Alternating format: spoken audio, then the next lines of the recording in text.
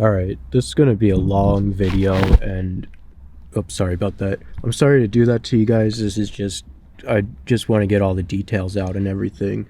But Ziebart detailing in Scranton, Pennsylvania, they're gigantic pieces of shit and do shitty work and lie and fucking manipulate you and alright, here's what happened. This might be MWM2. I'm actually let's show some of the scratches and shit that they put in the window right now.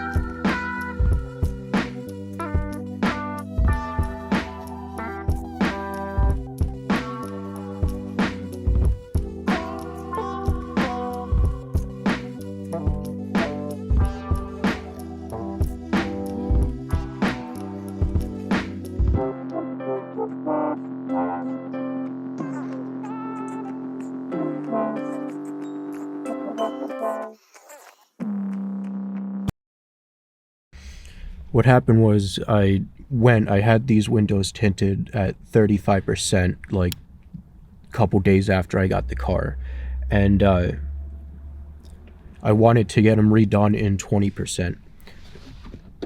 So, because alright, I need time to concentrate. I wanted to get them redone in 20% because everyone's looking in my windows. The car attracts too much attention, and if I glance over at someone, they take that as me giving them permission to talk to me or whatever, and I don't really like that. Sometimes I just want to be left alone in my car and just do whatever errands I have to do and all that, you know. So yeah, so this past summer, I took my car.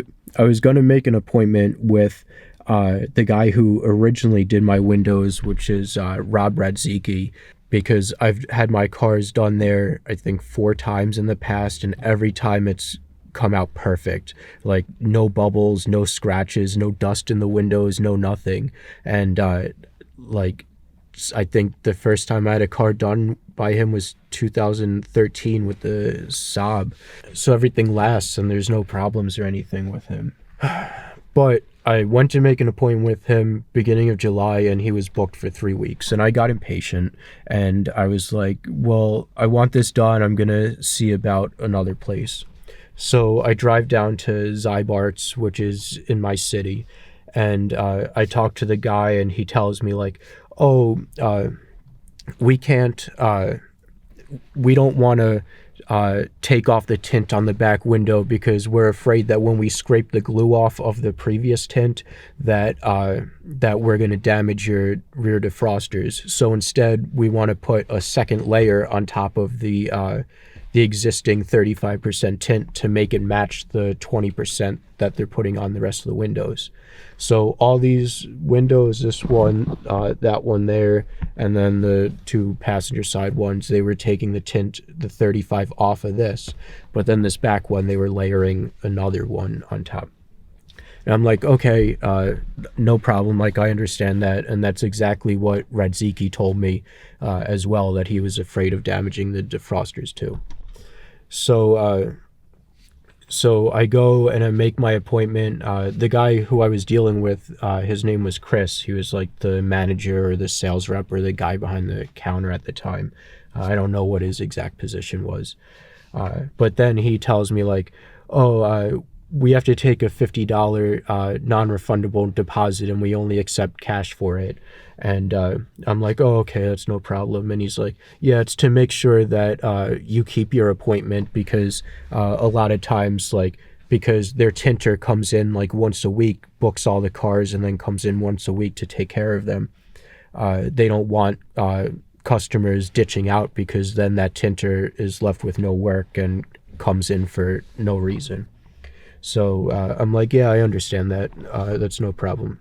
So I ran down to the bank and went there and made my appointment for like the next day. So also the other thing that I wanted to mention with Chris is telling me that their tinter has 15 years of experience and has government contracts with the White House to tint the windows on the White House, and all this like crazy stuff. And he's telling me like, oh, we're gonna do a perfect job, like don't worry about it, we have a lifetime warranty, like if there's any damage to the car, if there's any bubbles in the windows, if there's any scratches, anything like that, we'll take care of it. If there's any peeling, dust, like we'll get it perfect. We have a lifetime warranty.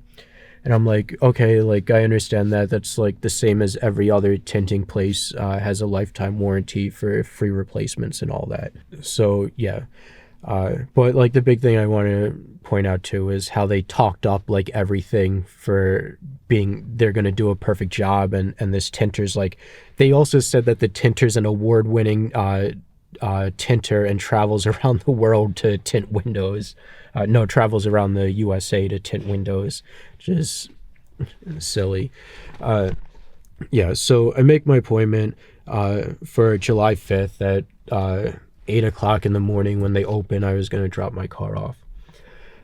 So at 7:30 in the morning, I get a phone call, like just as I'm about to leave my house, I get a phone call from Chris saying like, hey, we have to cancel your appointment because the tinter Paul can't make it in today.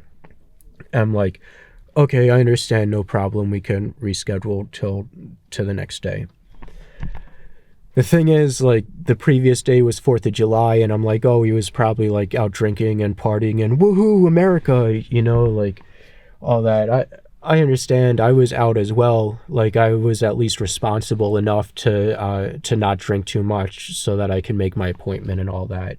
And that's just my assumption that that's what he was out doing. But the point is, like, I was like, okay, we'll reschedule till tomorrow. Keep in mind, I gave a $50 non-refundable deposit that if I ditched out on my appointment, I would lose $50. This guy is like, oh, no big deal, like I'll take off, I'll leave you or whatever, I'll cancel my deal, my agreement with no repercussions. But like I said, I was like, okay, whatever, we'll reschedule till tomorrow. So Saturday comes, 9 o'clock in the morning. I drop my car off. And being a Saturday, they close early. They closed at 1 p.m. on Saturdays. But still, Chris like reassured me that I would have the car back that day. And I'm like, oh, okay. Like, I really didn't care about having the car back that day, but I didn't say anything. I'm just like, okay, like do what you have to do, because I'm not in a rush or anything. So, holy shit, there's just a cat ran by me. So yeah, so I make my appointment, or no, I don't make my appointment. So I drop the car off to do, all right, so I call a taxi to take me back home, and I go back home and everything, and then noon comes around, and I don't hear anything from Chris. So I'm thinking like, well, I still have to call a taxi to get down there. It takes like half an hour sometimes for a taxi to pick people up. Actually, usually it's like 20 to 30 minutes. It's not even like a rare occurrence that it's a half an hour. So I need to do that. I need to stop at the bank because they only accept cash, which I don't know if they only accept cash to prevent chargebacks or what the reasoning is behind that, but they only accept cash. So I have to, here you can see the cat.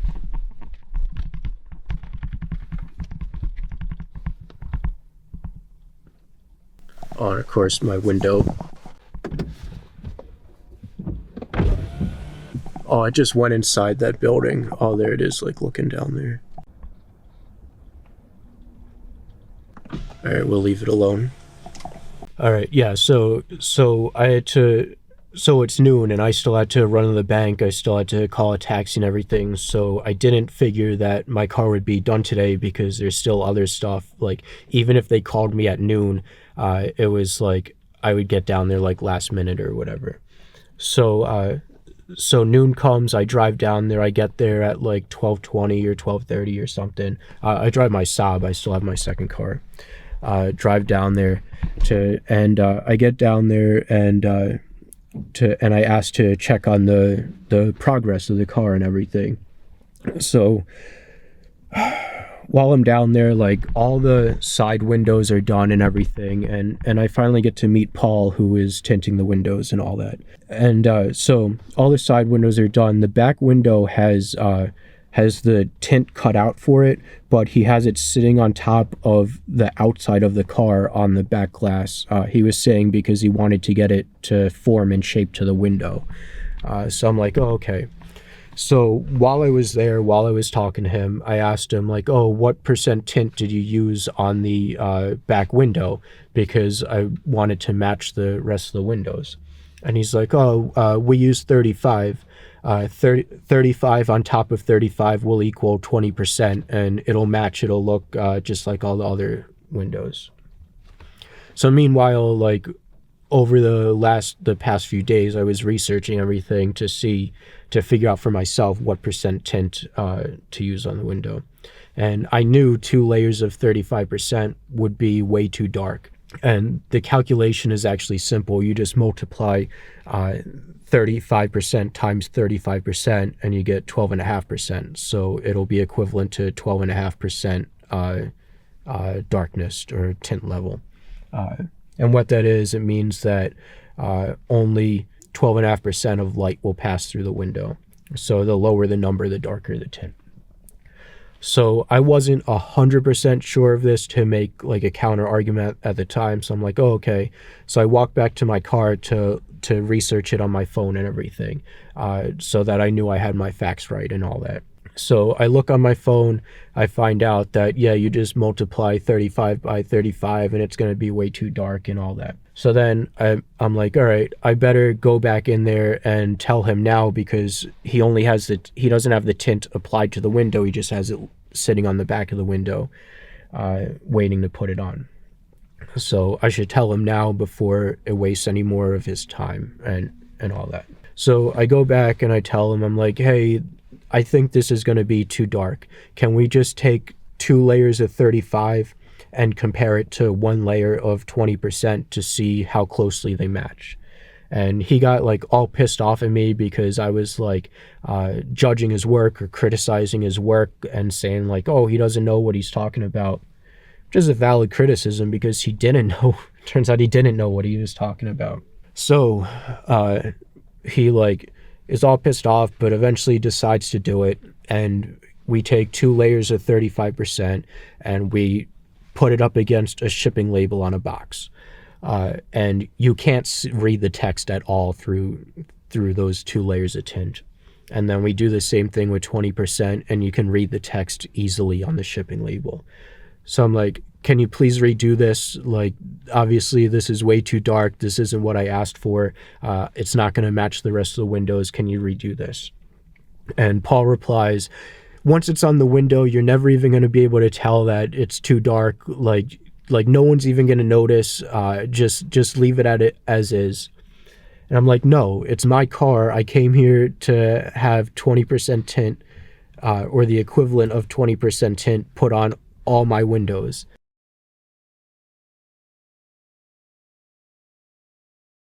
And he kept arguing with me and getting pissed off, but eventually like begrudgingly agreed to do it.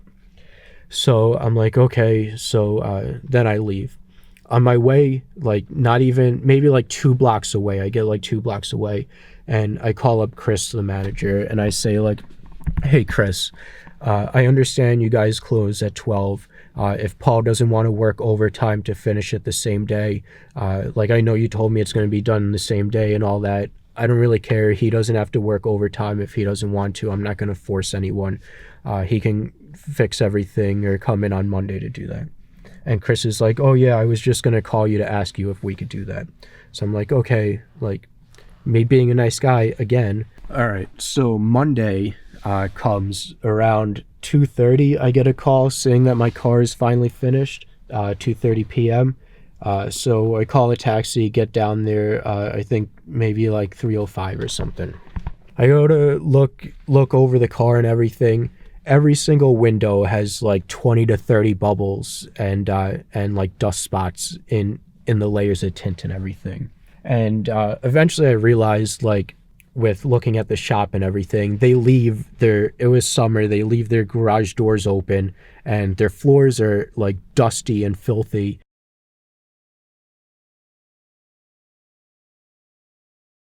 And that's where all this dust is coming from. Like Radziki, that who I go to, he has a tile floor that he drives the car into. It's a completely clean shop. It's a new building that he built. I think it's actually in the backyard of his house now, and everything's completely clean and everything like that. But that's probably where all this dust and everything came from. So my finger's getting tired. So Chris is like, oh, well, sometimes, like, Chris is like, oh, it takes time for the dust to cure. Oh, now my hand's shaking if I hold it like that. It takes time for the window tint to cure. Let it sit out in the sun, and if you still see all this stuff, come back in 2 to 3 weeks. And keep in mind, all the windows I had tinted before, never any bubbles. Waiting in the sun hasn't changed anything. Everything was always perfect, like the day that I got the car. Granted, Radziki kept the car overnight in his heated garage to make sure everything cured and settled right and all that.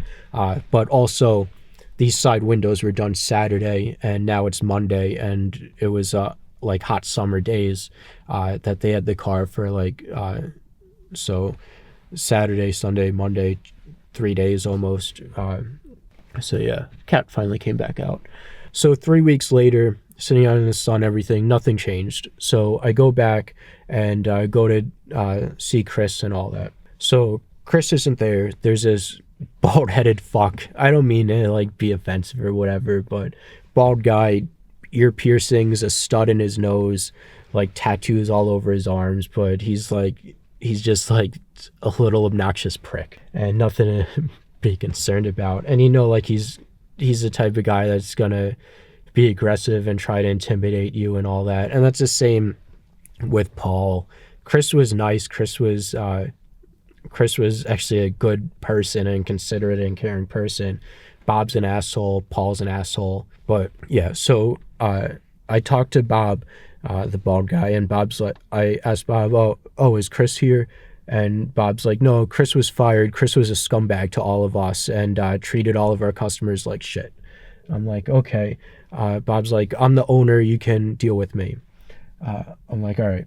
So I explained, like, oh, what happened. I explained, like, oh, there's still bubbles in the tin. Chris told me come back in 3 weeks. We'll take care of it.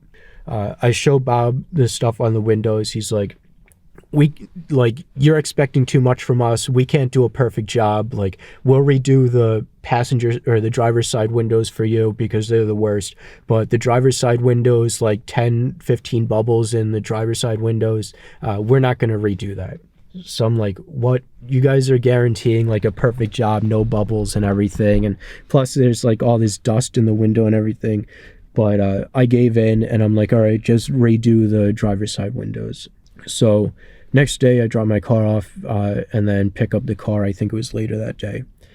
I look at the two windows. They're acceptable to me. There's maybe like 5 to 10 bubbles in each of these windows, which I'm like, I'm just done with all this right now. Like, I'll accept it. It's fine. But then as I drive away, as the sun is beating in this direction from this window, I see how like hazy this window is. And then I notice all these scratches up in this spot of the car. Oh no, actually I'm wrong. They did redo this passenger window as well. But they wouldn't redo that quarter window. So I noticed like all these scratches in the window and everything. So now it was like 3 o'clock or something. I had like other stuff to do that day. I think it was closer to 4 o'clock. I had other stuff to do that day. So I'm like, all right, I'm going to come back and see Bob tomorrow and tell him about this stuff. So the next day, like 9 o'clock in the morning, I drive down and see Bob. I'm like, Bob, there's scratches in the windows. The window's like real hazy. Well, no, I tell Bob the window's like real hazy and everything, and I don't think it's gonna cure in the sun. And he's like, well, he told me like the same song and dance. Come back in 2 or 3 weeks, we'll fix it. And I'm like, Bob, there's also scratches in the window. And he's like, that's it. Like, we've done enough for you. We're not replacing this anymore. I'm like, okay, like, I guess I'm going to see you in court then. So I go, I file the court case, all that. Bob, this fucking place, they mail out, the place mails out a certified letter, the magistrate. Bob ignores it, says that no one writes return to sender on it or whatever, wrong address. So then I had to pay $30 to hire a constable to go down there and give them the fucking letter. But so in preparing for court, I go down to the BMW dealership to get a quote for repairing these windows. And the guys at the dealership confirm that the scratches are actually in the window glass and not in the tint itself. And as you can see in this video, like the edge where the tint doesn't cover, you can see the scratches go from the tint up into the glass where the tint's not covered. So the scratches continue past the tint. So that's how we knew that the scratches weren't in the tint itself and the windows had to be replaced. And also on the passenger window, you can feel the scratches through the tint in the glass. So court day, let's talk about that. So court day comes, it's like 3 months later. My court date was October 1st or 2nd or something like that. And actually, let me get a drink. So court day comes and it's like 3 months later from when I filed, 2 or 3 months. It's October 1st or 2nd was the court date. And I walk into court and of course, like I arrived there like couple seconds before or after they do, so they're in front of me, and Bob turns around to me and he's like, you're not gonna win this case, motherfucker. I'm like, don't try to intimidate me, dude. So in there, we're waiting like a couple hours in the waiting room for our court date, but we finally walk in and it's Paul there, it's Bob, and then this other guy, Rob, who it turns out Rob is actually the owner of this place, not Bob. So Bob lied to me about being the owner. And looking at their Google reviews, Bob's lied to other people about being the owner as well. So I walk in, I read, like, I was like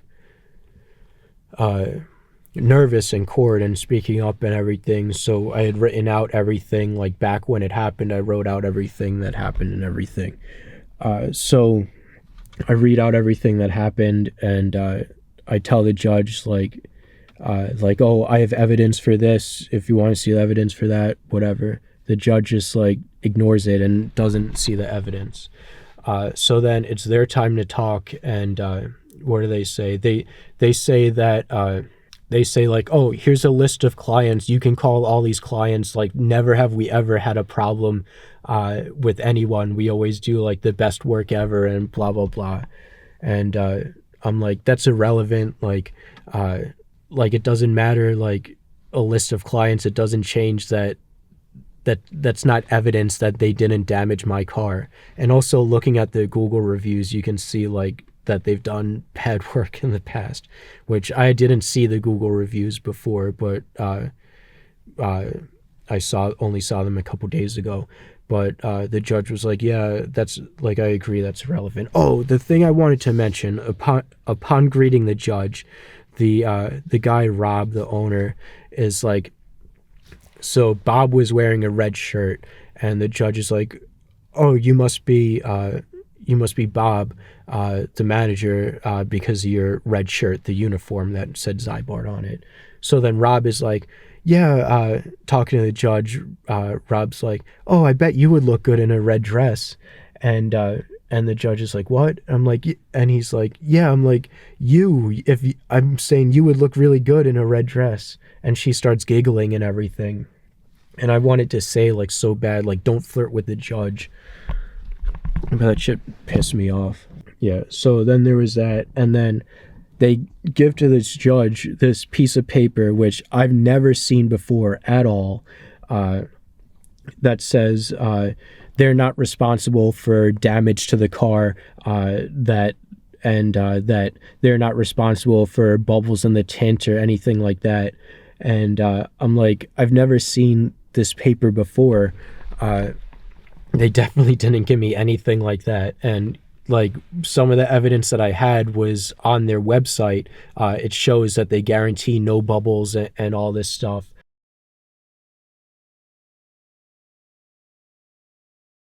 Like usually, and two, like usually you sign a waiver for that shit, and there's no signature of mine on this paper. They obviously just wrote up this thing to defend themselves in court, which is a bunch of fucking bullshit. But of course, the judge wouldn't see any of my evidence. I asked the judge, like, do you want to see any of my evidence? And she's like, no, we don't need any of that. So I don't know what the hell was going on with that. The other thing they said was that there's no way that they scratched the glass on the car because they don't use anything to scrape the glue off.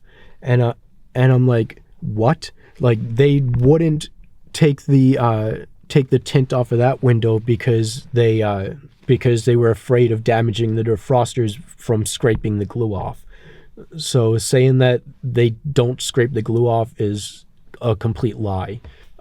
They were also saying that my car had factory window tint, and that the windows will get damaged removing factory window tint from a car, and they warned me about this and said that they're not responsible for the damage, which is bullshit. The car doesn't come with factory window tint.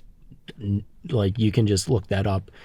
None of the windows are tinted at all from the factory. So yeah, my arguments in court were that Bob refused to replace the window tint and denied my lifetime warranty coverage, saying that don't come back there. They're not replacing the tint for me. They've done too much for me already, and blah blah blah.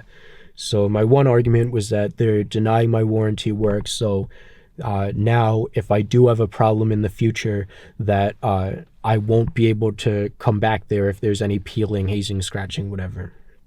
The other thing, so I went in there and asked for a full refund and for the deposit and for the cost to replace the windows and court costs and whatever. It was like $950 for the tint and to replace the windows. And then another almost $200 for court costs. So I argued that they're not honoring their warranty and everything, and that right there should allow me to get a refund, because now I can't go back there. I don't have a warranty, that I had this work done on the premise of having a lifetime warranty, that this fucking film, if there's any problems, I can go back there and everything.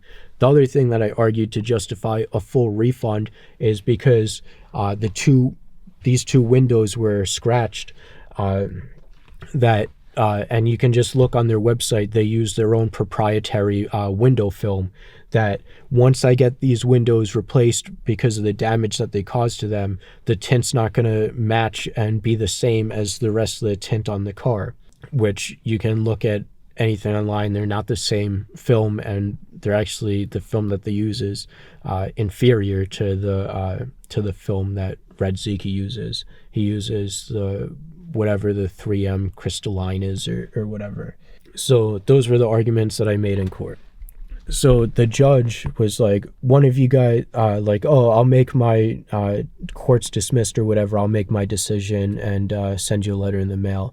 But one of you isn't going to be happy with the outcome. And I'm like, oh, okay. So next week I get a letter in the mail saying that they took Ziebart, that the judge took Ziebart's side, which makes absolutely no sense to me. Absolutely no fucking sense. These windows were not scratched before Ziebart did anything to them. Like, I drive this car every day. I watch it. I look at it. The windows were covered with tint since pretty much the day since I bought the car in 2018.